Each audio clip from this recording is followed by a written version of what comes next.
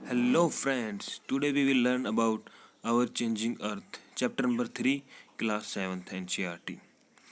So अर्थ क्या है? अर्थ बनी हुई है डिफरेंट डिफरेंट प्लेट्स से। ये अर्थ का सरफेस है, तो ये डिफरेंट डिफरेंट प्लेट्स में डिवाइडेड है, जिससे ये अर्थ का जो सरफेस है बना हुआ है। और ये क्या है? ये मूव करता रहता है। कितना मूव करता रहता है? बहुत ही जरा सा, मिलीमीटर्स। एक साल के अंदर मिलीमीटर्स, कुछ फ्यू मिलीमीटर्स की डिस्टेंस है, ये प्लेट जो है मूव करती रहती है। ये किस वजह से मूव करती है? जो अर्थ के अंदर जो मैग्मा है वो मूव करता रहता है। जो मोल्टन मैग्मा है ना, उबलता हुआ लावा, उसकी वजह से, उसकी मूवमेंट की वजह से ये प्लेट्स जो है मूव करती रहती है। समझते हैं कैसे? पानी गर्म करना है एक बर्तन में आप, ठीक है। यहाँ से मान लो नीचे से गैस जला दी, तो क्या देखोगे? जो पानी के जो मॉलिक्यूल्स हैं वो ऊपर उठने लगेंगे और जो साइड से जो है नीचे जाने लगेंगे। तो जहाँ से गर्म हो रहा है वहाँ से पानी ऊपर उठता है और साइड से जो है नीचे जाता है। ये वाला ठंडा पोर्शन रहता है, ये वाला गर्म रहता है। तो इसी तरह अर्थ के अंदर भी होता है। अर्थ के अंदर क्या होता है? जो अर्थ की जो नीचे सरफेस है, इंटीरियर में, वहाँ से मैग्मा निकलता है और मैग्मा इस तरह से अर्थ के अंदर मूव करता रहता है, जैसे कि इस डायग्राम में दिखाया गया है। ये मैग्मा और ये ऊपर वाली जो है अर्थ की सरफेस है। तो जहाँ से ये ऊपर उठता है वहाँ से अर्थ जो है, अर्थ की जो प्लेट है वो इस तरह से मूव करती है और अपोजिट डायरेक्शन में मूव करती है। और जहाँ पे ये डाउन जाता है उस डायरेक्शन में ये सेम इस तरह से मूव करती है। इस डायग्राम में देखते हैं। मान लो कि ये है अपना अर्थ, मान लो ये है अर्थ का ऊपर का भाग, ठीक है फ्रेंड्स। यहाँ से ये मैग्मा है, यहाँ से ये ऊपर उठता है मैग्मा और इस तरह से ये साइड में डाउनवर्ड डायरेक्शन में जाता है। यहाँ गर्म हुआ, यहाँ से इसको थोड़ी क्रैक मिला, ये ऊपर उठा और इस तरह से फिर इस तरह से अपोजिट डायरेक्शन में जाता है। तो यहाँ से ये प्लेट जो है ब्रोक हो जाती है और फिर यहाँ से ये अपोजिट डायरेक्शन में प्लेट भी मैग्मा की डायरेक्शन में मूव करने लगती है। और यहाँ ये डाउन जा रहा है, इसी तरह यहाँ से भी कुछ एक मैग्मा ऊपर उठ रहा होगा और फिर मान लो ये भी इस तरह से यहाँ से, तो यहाँ से यहाँ इसके ऊपर जो प्लेट रहेगी वो इस डायरेक्शन में मूव करेगी। तो इस तरह से ये प्लेट्स आपस में मूव करती रहती है एक डिफरेंट डिफरेंट डायरेक्शंस में। सो इस तरह से अर्थ के ऊपर दो टाइप्स की फोर्सेस लगती हैं एट ए टाइम। एक लगती है एंडोजेनिक और दूसरी लगती है एक्सो। मतलब जो अर्थ की सरफेस के ऊपर कुछ भी लगता है, हवा चली, नदी चली, इनकी वजह से जो फोर्सेस लगती है वो होती है बाहर, एक्सोजेनिक। और जो अर्थ के अंदर जो फोर्सेस लगती है वो होती है एंडोजेनिक। तो ये कितने प्रकार की होती है वो देखते हैं। Endogenic further divide into sudden and diastrophic. Exogenic forces में इरोजन और डिपोजिशनल, ठीक है फ्रेंड्स। इरोजन मतलब किसी भी रॉक्स का, पत्थर का टूटना, और डिपोजिशन मतलब टूट के दूसरी जगह पे डिपॉजिट हो जाना। और ये किसकी वजह से? इसकी हेल्प से रिवर, विंड, सी वेव, ग्लेशियर्स, इन सब की। और सडन फोर्सेस, एंडोजेनिक फोर्सेस में सडन और डायस्ट्रोफिक। सडन मतलब अचानक और डायस्ट्रोफिक मतलब धीरे धीरे। अचानक मतलब अर्थक्वेक, वोल्केनो, लैंडस्लाइड, एकदम अचानक आते हैं ना, इसी तरह ये एंडोजेनिक फोर्सेस सडन फोर्सेस में आते हैं। और डायस्ट्रोफिक मतलब जो बिल्कुल धीरे धीरे लाखों करोड़ों सालों में जो महसूस भी नहीं होती। कौन सी फोर्सेस? डायस्ट्रोफिक, जैसे पहाड़ों का बनना। तो ये किस में आते हैं? Diastrophic, very slow forces. So earthquake और वोल्केनो के बारे में पढ़ते हैं, जो कि है सडन फोर्सेस के अंदर। तो वोल्केनो क्या है? जो अर्थ क्रस्ट के अंदर एक ओपनिंग, जहाँ से जो मैग्मा है वो ऊपर आता है, ऊपर निकलता है। तो उस जहाँ से वो वोल्केनो क्या हुआ? जहाँ से जो मैग्मा है वो अर्थ क्रस्ट के ऊपर निकलता है, उस जगह को बोलते हैं वोल्केनो। और ये एकदम सडनली निकलता है। इसी तरह अर्थक्वेक क्या है? जो हमने देखा कि जो अर्थ के सरफेस के ऊपर जो प्लेट्स हैं, जब ये वाइब्रेट करती है आपस में तो अर्थक्वेक होता है, ठीक है। तो अर्थक्वेक क्या है? Vibrations which travel all around the earth. और इसकी कुछ टर्म्स हैं, फोकस और एपिसेंटर। अब ये वाइब्रेशन जहाँ से स्टार्ट हुई, कहाँ से स्टार्ट हुई? पहले तो सबसे पहले कौन सी फोर्सेस है? एंडोजेनेटिक मतलब अर्थ के अंदर। तो अब अर्थ के अंदर कहीं ना कहीं किसी ना किसी पॉइंट से तो ये स्टार्ट हो रही होंगी ना। तो मान लो इस पॉइंट से स्टार्ट हुई है, तो इस पॉइंट को हम बोलते हैं फोकस। ठीक है, जो अर्थ के अंदर जहाँ से ये फोर्स स्टार्ट हुई, अब ये चारों डायरेक्शन में हर तरफ जाएंगी, ऊपर नीचे। तो अब अगर परपेंडिकुलर ड्रा किया जाए इस तरह से, जो बिल्कुल अर्थ के सरफेस के ऊपर जो परपेंडिकुलर ड्रा किया, तो इस भाग को हम बोलेंगे एपिसेंटर, जो अर्थ के ऊपर होगा। ठीक है, डायग्राम में देखते हैं। मान लो ये हमारी अर्थ की क्रस्ट है, तो यहाँ से ये नीचे से सडन फोर्सेज स्टार्ट हुई, तो ये हो गया फोकस, और इसके जस्ट परपेंडिकुलर इसके ऊपर ये हो गया एपिसेंटर। और ये इस तरह से ये वेव्स हैं, ये मूव करती हैं हर तरफ। ठीक है फ्रेंड्स, तो ये हो गया हमारा अर्थक्वेक और वोल्केनो। वोल्केनो क्या हुआ, जहाँ से जो अर्थ के अंदर से जो मैग्मा बाहर निकलता है। और अर्थक्वेक क्या हुई, वाइब्रेशंस इन द प्लेट। ठीक है फ्रेंड्स, जो अर्थक्वेक के अंदर 3 वेव्स निकलती हैं, P waves, S waves and L waves. P waves को हम क्या बोलते हैं, प्राइमरी या फिर लॉन्गिट्यूडनल वेव्स होती हैं। एस वेव्स को ट्रांसफर वेव्स। लॉन्गिट्यूडनल वेव्स क्या होती है और ट्रांसवर्स वेव क्या होती है, ये देखते हैं। आपने एक स्प्रिंग देखा है, इस तरह से, तो किस स्प्रिंग को इस तरह से खींचो, फिर ये इस तरह से कंप्रेस होता है, तो ये इस तरह से जो वेव्स होती है स्प्रिंग्स के रूप में, मतलब कि जो कि किस डायरेक्शन में मूव करती हैं, सेम डायरेक्शन में, जिस डायरेक्शन में ये इस वाइब्रेट होती है। जब आपने स्प्रिंग को इस तरह से खींचा, इस तरह से खींचा, तो ये कौन आपने खींचा और फिर इसको छोड़ दिया, तो इस डायरेक्शन में ही वाइब्रेट होती है ना, इस तरह से। तो जिस डायरेक्शन में हम खींचते हैं या जिस डायरेक्शन में वाइब्रेशन होती है, इसी डायरेक्शन में जो वेव है मूव करे, उनको बोलते हैं लॉन्गिट्यूडनल वेव। इसके अपोजिट में क्या होती है, ट्रांसवर्स वेव। एक धागा लो, उसको यहाँ से बांध दो, फिर क्या करो, आप इसको पकड़ लो धागे को यहाँ से, और फिर इसको क्या करो, एक झटका मारो इस तरह से, तो ये इस तरह से मूव करता है। तो आपने क्या किया, आपने एक झटका मारा, तो क्या है, ये इस तरह से मूव करने लगता है। तो ये जा तो वेव ट्रेवल कर रही है इस डायरेक्शन में और मूव कर रही है इस डायरेक्शन में, मतलब जिस डायरेक्शन में वेव मूव करती है उसके अपोजिट डायरेक्शन में वो वाइब्रेट करती है, उनको बोलते हैं ट्रांसवर्स वेव। ठीक है फ्रेंड्स, लॉन्गिट्यूडनल और ये होती है ट्रांसवर्स वेव।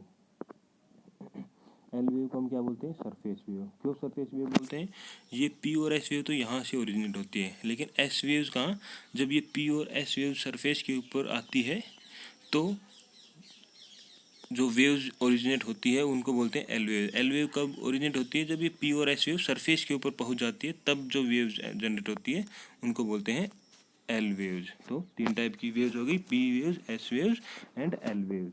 तो समझ गए अर्थक्वेक क्या होता है, वोल्केनो क्या होता है।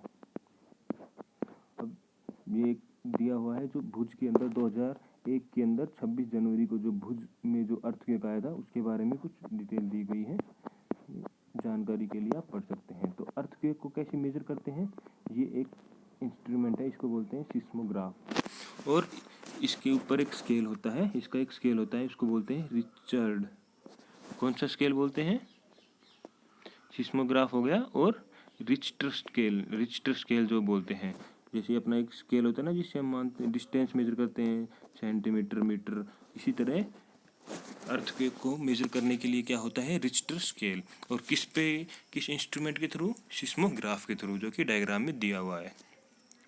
ठीक है, ये कुछ प्रिकॉशंस हैं जो अर्थक्वेक के टाइम पे हमें लेनी चाहिए। क्या लेनी चाहिए, कि हमें कोई इस तरह की जगह पे छुपना चाहिए जो ऊपर से हार्ड हो, जैसे कि टेबल, किचन का काउंटर हो गया, डेस्क हो गई, स्कूल्स के अंदर जो होती है, क्योंकि ऊपर से अगर कुछ दीवार टूट के गिरेगी तो उसके ऊपर गिर जाएगी, आपके सर के ऊपर नहीं गिरेगी। दूसरा क्या है कि हमें कहाँ से दूर रहना चाहिए, ये तो हो गया हमें कहाँ छुपना चाहिए। अब हमें कहाँ नहीं छुपना चाहिए, आग लगने वाली जगह पे, चिमनीज के ऊपर, विंडो के पास में, चिमनीज के पास में, क्योंकि जब कुछ वाइब्रेशन होगा विंडोज टूट के सीधे हमारे ऊपर ही गिरेंगी। ठीक है फ्रेंड्स, तो आगे चलते हैं। Major land forms. अब क्या हुआ, ये तो था कि जो पृथ्वी के अंदर चीज़ें हो रही थी, अब पृथ्वी के बाहर क्या चीज़ होती है, उनसे पृथ्वी की जो सरफेस है, अर्थ जो है किस तरह से चेंज होती है। तो ये मेनली होता है वेदरिंग और इरोजन। वेदरिंग और इरोजन में क्या डिफरेंस है? वेदरिंग क्या है? मान लो ये एक पर्वत है, तो ये मिट्टी यहाँ से टूटी, यहीं पे टूट के पड़ गई, यहाँ से टूटी, यहाँ से टूट के यहीं पे गिर गई। बट इरोजन में क्या है, ये कुछ यहाँ से टूटा और वो यहाँ से जाके कहीं और चला गया, यहाँ पे जाके डिपॉजिट हो गया। तो सेम जगह पे टूट के सेम जगह पे डिपॉजिट हो गया, वो वेदरिंग। अगर वो टूट के कहीं दूसरी जगह पे चला गया, मान लो नदी है, वो पत्थरों को यहाँ से यहाँ ले गई, हवा रेत को यहाँ ले गई, तो वो इरोजन। इरोजन मतलब मूवमेंट, मूवमेंट मतलब एक जगह से दूसरे जगह पे, वेदरिंग मतलब सेम जगह पे। तो अब हम देखते हैं रिवर किस तरह से अर्थ को चेंज करती है। तो सबसे पहले इसमें क्या दिख रहा है? झरना। तो क्या होता है, हमारी अर्थ बनी हुई है सॉफ्ट और हार्ड रॉक से। तो अगर रिवर किसी हार्ड रॉक के ऊपर से गुजर रही है और फिर उसके रास्ते में आ जाए सॉफ्ट, तो क्या करेगी? सॉफ्ट रॉक को इरोड कर देगी, उसको तोड़ने लगेगी। और तोड़ते तोड़ते क्या होगी? हार्ड रॉक को तो तोड़ नहीं पाएगी, सॉफ्ट रॉक को तोड़ देगी। तो इस तरह से इस डायग्राम में ये झरना बन जाता है। कुछ समय बाद वो एक झरने के रूप में ले लेता है। क्या है झरना? ये जो नदी बह के आ रही है, ये यहाँ हार्ड रॉक है लेकिन नीचे सॉफ्ट रॉक था, जो कटता कटता कटता एकदम गहरी सी खाई बन गई। तो अर्थ ऊपर से आके नीचे सीधी गिरेगी, तो इस तरह से पानी गिरता है। इसी को बोलते हैं झरना। ठीक है फ्रेंड्स, क्या बोलते हैं? झरना या वाटरफॉल। इस डायग्राम में भी देख सकते हैं, ये हार्ड रॉक है, ये आई नदी और नीचे गिरी, सॉफ्ट रॉक टूट गई, कट गई, तो ये एक तरह से झरने का रूप ले लेती है। तो इसी को हम बोलते हैं वाटरफॉल और या फिर झरना। Soft rock undercut by the power of water, ये बोलते हैं झरना। और दूसरा काम क्या करती है रिवर? रिवर जब प्लेन्स में पहुंचती है, ये झरने तो बनते हैं माउंटेन्स, पहाड़ी वाले इलाके में, जब प्लेन्स में पहुंचती है, तो उसकी स्पीड बढ़ जाती है, सेडिमेंट्स स्पीड कम हो जाती है और सेडिमेंट्स बहुत ज़्यादा हो जाते हैं। तो इसकी वजह से वो इस तरह से मियंडरिंग इस तरह से चलने लगती है। इसको बोलते हैं मियंडरिंग। क्या बोलते हैं इसको? मियंडरिंग। ऐसे आई, फिर ऐसे ऐसे ऐसे ऐसे, तो इस तरह से इस मियंडरिंग करने लगती है, मतलब टेढ़ी मेढ़ी चलने लगती है। तो इसको हम बोलते हैं मियंडर्स। तो इससे क्या बनता है? देखो, ये स्टार्टिंग में ऐसी चली और फिर क्या होगा, ये इस तरह से मियंडरिंग करने लगी। फिर कुछ टाइम बाद क्या होगा, ये और मियंडरिंग करने लगी, और मियंडरिंग और फिर और मियंडरिंग। तो इस तरह से क्या है, ये इस पार्ट से मियंडरिंग करते करते कुछ समय बाद क्या हो जाएगा, इस तरह से मियंडरिंग करते करते, और फिर ये ऐसे मियंडरिंग कर रही है और इसका कर होगा, और ये सीधी फिर ये इस वाले पार्ट को काट के सीधा इधर से ही ज्वाइन कर लेगी इस तरह से। देखो अच्छे से देखते हैं डायग्राम में, यहाँ से चली रिवर, इस तरह से मेंडरिंग करते हुए चली। ठीक है, अब कुछ टाइम के बाद क्या होगा, फिर ये यहाँ से इस तरह से मेंडरिंग करेगी, फिर कुछ टाइम बाद ये इस तरह से मेंडरिंग करेगी, और कुछ टाइम बाद ये इस तरह से यहाँ से सीधा ही अपना रास्ता ऐसे ही बना लेगी, फिर ये ऐसे होगी। तो ये वाला जो पार्ट है वो पोर्शन कट के अलग हो जाएगा। तो इस पोर्शन को हम बोलते हैं ऑक्सबो लेक, क्योंकि ये यहाँ पानी बच जाता है जो रिवर वाला होता है, और इसकी वजह से यहाँ पे इस लेक को बोलते हैं ऑक्सबो लेक। ये ऑक्सबो जैसी शेप का रहता है, इस वजह से इसको ऑक्सबो लेक बोलते हैं। और ये समझ में आया ना किस तरह से बना? ये मेंडरिंग करती करती करती करती ये मेंडरिंग बढ़ा बढ़ा बढ़ा बढ़ा और ये सीधा हो गया इस तरह से। फिर ये इसने रिवर ने अपना रास्ता बदल लिया और ये वैसे मेंडरिंग करी, तो इस वाले भाग को क्या बोलते हैं? Oxbow lake. तो चलिए इस डायग्राम में देखते हैं फ्लड प्लेन और लीवी क्या होती है। ये नदी है, इस तरह से बह रही है, ठीक है। ये इसका जो साइड में जो है थोड़ा इसका बड़ा जो ऊपर उठ रहा हुआ भाग है, नदी सिर्फ इसी एरिया में बहती है, क्योंकि ये लैंड जो है थोड़ी सी हाइट में ज़्यादा है, हल्की सी, इसकी वजह से, इसलिए नदी यहीं इसी के बीच में बहती है। अब क्या होता है कि बारिश के मौसम में, मानसून में पानी बढ़ जाता है, ठीक है। पानी और भी बारिश का पानी पहाड़ों से, तो इस वजह से इसका पानी बहुत ज़्यादा बढ़ जाता है, और इतना बढ़ जाता है कि ये जो साइड वाली जो बाउंड्री है जो इससे हाइट में थोड़ी ज़्यादा थी, इसको क्रॉस करके नदी यहाँ ट्रेवल करने लगती है, इसको क्रॉस करके इस एरिया में ट्रेवल करने लगती है। फिर क्या होता है, इस एरिया में जब आती है नदी, तो नदी अपने साथ बहा के लाती है ना मिट्टी, फाइन पार्टिकल्स, जो कि पर्वतों से काट काट के लाई होती है, वो बहुत ही फर्टाइल सॉइल होती है, तो वो यहाँ पे डिपॉजिट कर देती है। साइड्स में, और जब नदी का पानी कम होता है फिर नदी यहाँ पे बहने लगती है और ये मिट्टी यहीं की यहीं जमा हो जाती है। तो इस वाले पोर्शन को बोलते हैं फ्लड प्लेन। जो प्लेन नदी में फ्लड आने से बना उसको फ्लड प्लेन बोलते हैं। और ये दोनों तरफ, इस तरफ भी फ्लड प्लेन बनता है, इस तरफ भी और इस तरफ भी। और ये जो नॉर्मल कंडीशन में जब रिवर बह रही थी तो ये हल्का सा ऊपर उठा हुआ भाग हाइट में, इसको बोलते हैं लीवी। क्या बोलते हैं? लीवी। ठीक है फ्रेंड्स, तो नदी क्या क्या बनाती है? Meanders, oxbow lake, waterfalls, flood plain, ये लीवी। अब आके चलते हैं एक डेल्टा। अर्थ क्या बनाती है? डेल्टा। इसका हमने पहले भी पढ़ा है।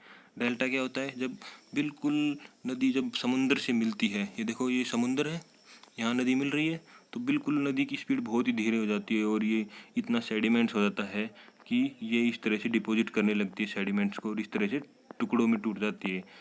टुकड़ों में मीन्स डिफरेंट डिफरेंट इसकी स्ट्रीम बन जाती है।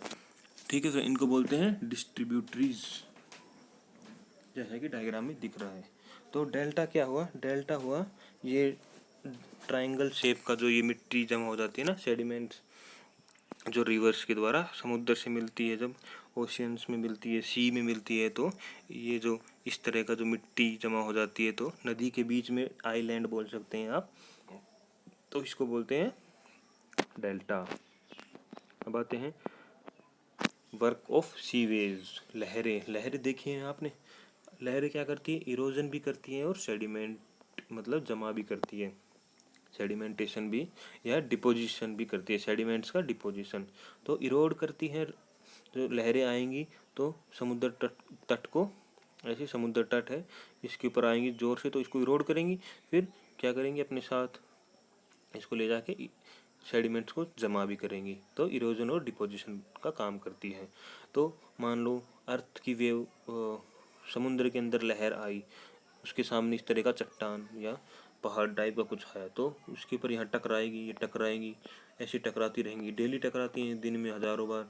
तो टकरा टकरा के क्या करेंगी? इसके अंदर एक होल पैदा हो जाएगा, एक सुरंग टाइप का, एक दरार बनेगी, फिर उसके अंदर उसको और चौड़ा होगा और चौड़ा होगा और गहरा होगा, तो एक तरह से सुरंग सी बन जाती है चट्टान के अंदर।